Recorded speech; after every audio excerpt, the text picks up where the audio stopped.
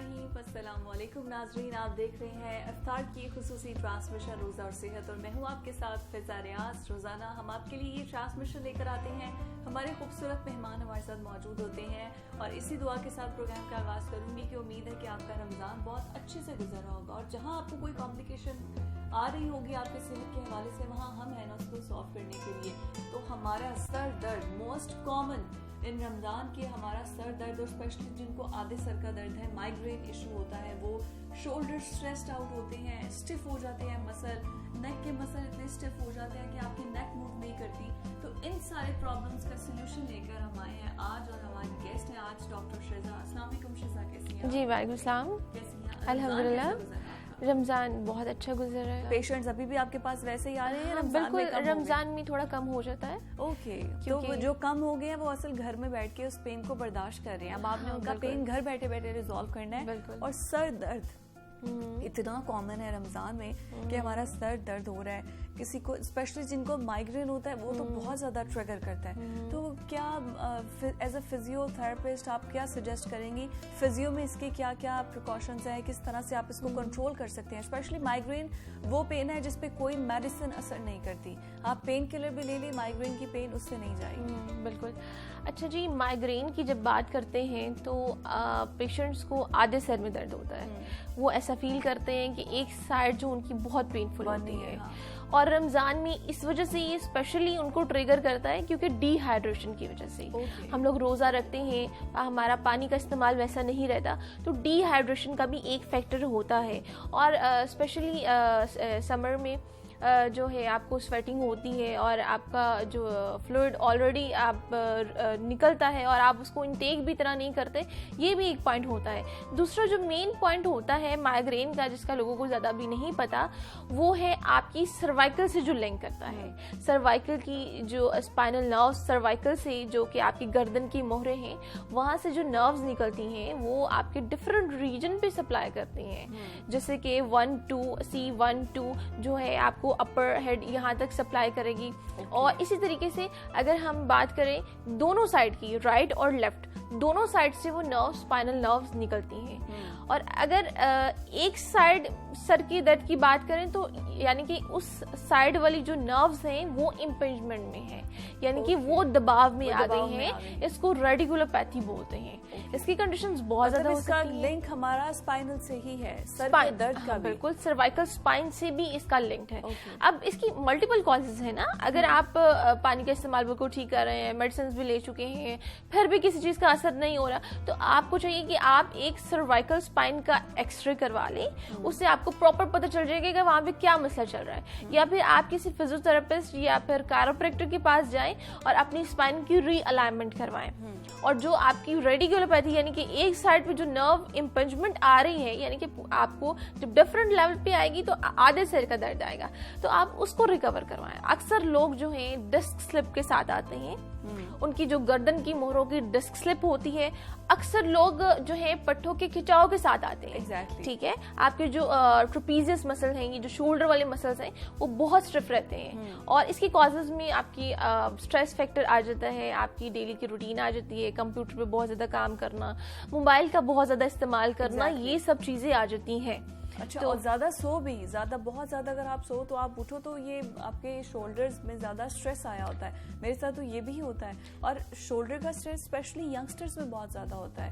अगर जोड़ों का दर्द और कमर का दर्द बूढ़ों में होता है तो मैं खुद इस चीज़ को फेस करती हूँ कि हमारे नेक और मसल के जो शोल्डर्स, ये जो मसल्स हैं, ये इतने स्टिफ हो गए होते हैं कि आप you can not move, even right और लेफ्ट आप मूव नहीं कर सकते, इतनी पेन करते हैं ये। तो इसके लिए क्या मेडिसिन वगैरह तो आप, वो तो फिर एलोपैथी चला गया, तो आप उसकी क्या टेक्निक से, क्या एक्सरसाइज होती हैं जो आप करवाती हैं? जी बिल्कुल। अभी आपने जैसे कि बात किया कि सोने के बाद आपको सर का दर्द आता है।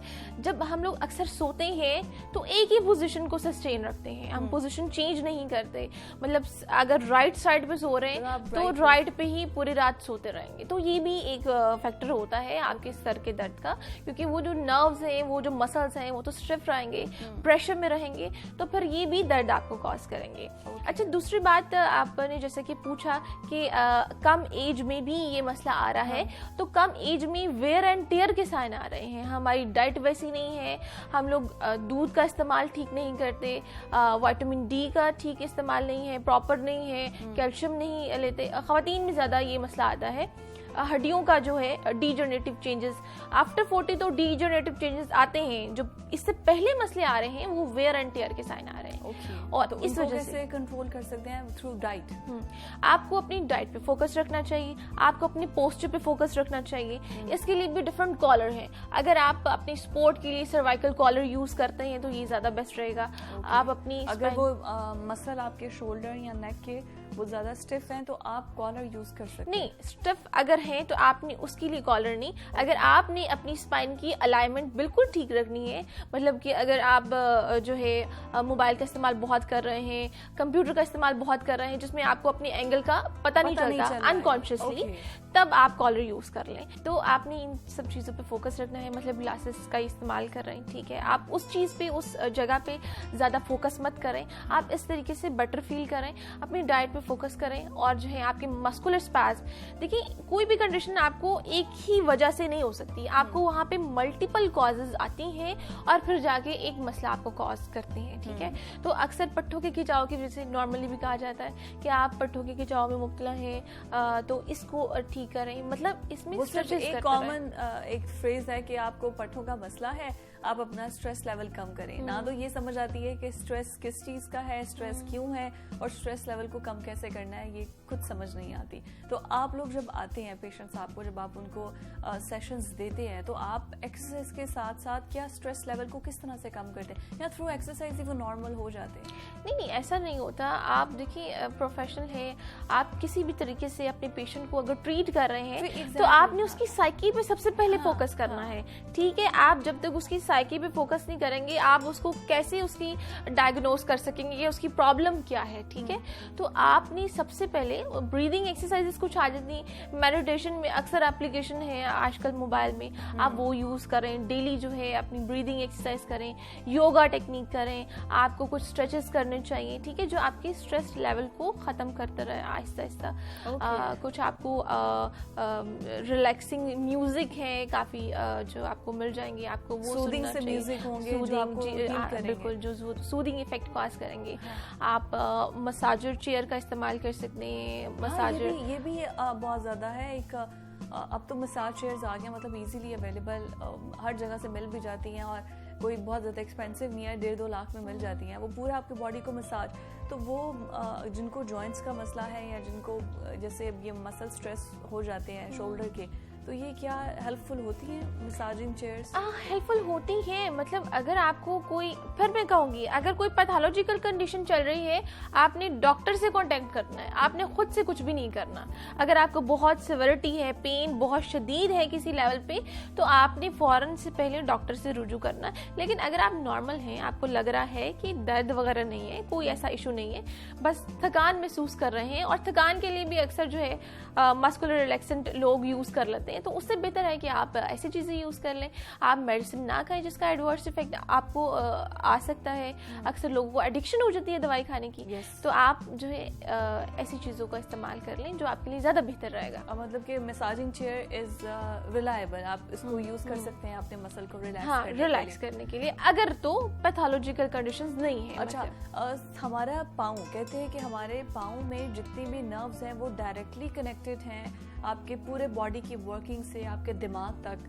पाँव पे जो चोट आती है उसका असर दिमाग पे भी होता है। तो पाँव के फुट, स्पेशली फुट की कुछ मसाजेस जो लोग लेते हैं, क्या फिजियोथेरेपी में भी आप फुट को मसाज देते हैं? और इज दैट ट्रू? ये मिथ ठीक है कि पाँव का सब कुछ कनेक्टेड है आपके दिमाग तक? जैसे कि मैंने बताया है कि आपकी बहुत नर्व्स हैं, ठीक है, आपकी बॉडी में नर्व्स हैं, वेसल्स हैं, ये आपकी सप्लाई हैं डिफरेंट, ठीक है। वो जो आपको सर्कुलेशन, खून की गर्दिश का यहाँ पर कॉन्सेप्ट आ जाता है, ठीक है।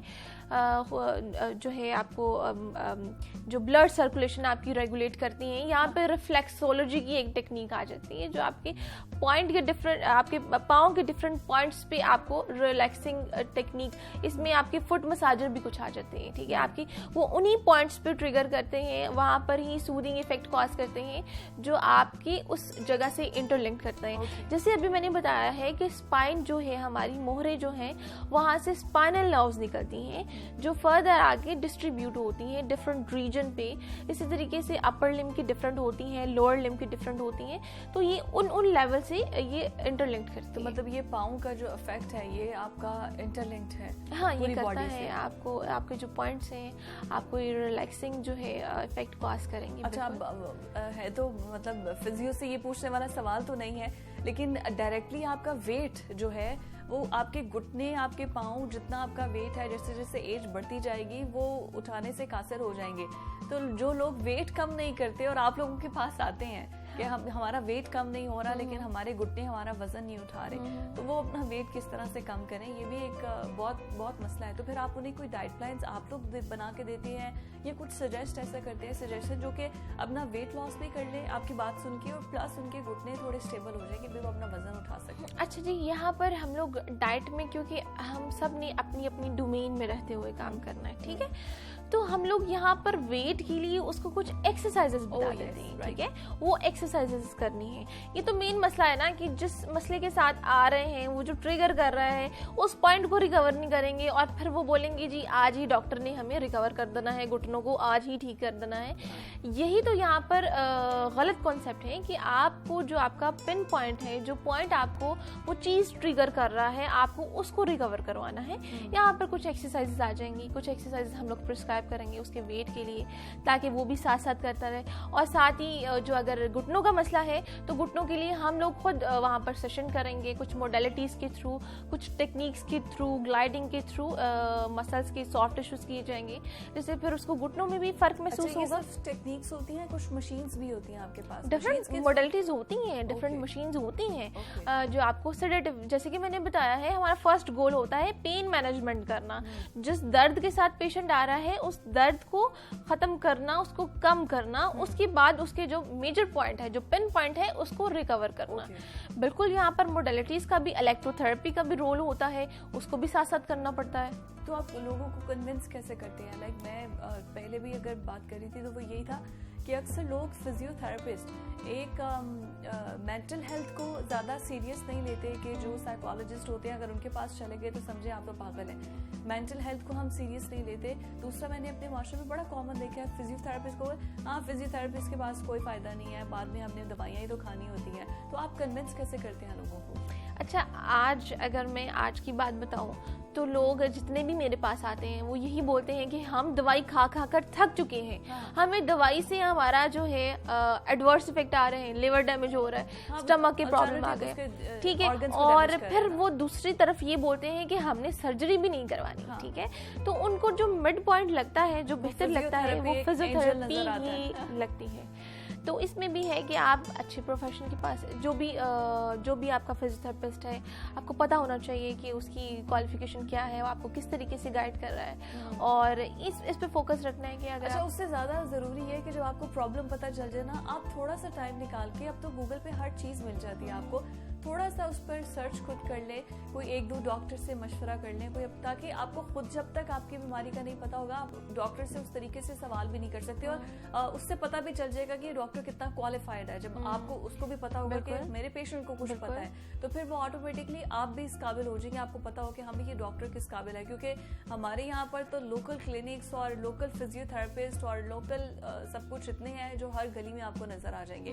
तो खुद थोड़ा सा मेहनत कर ले, ताकि सुकून तो एट द एंड आपकी जान को ही आना है, आपको ही आना है।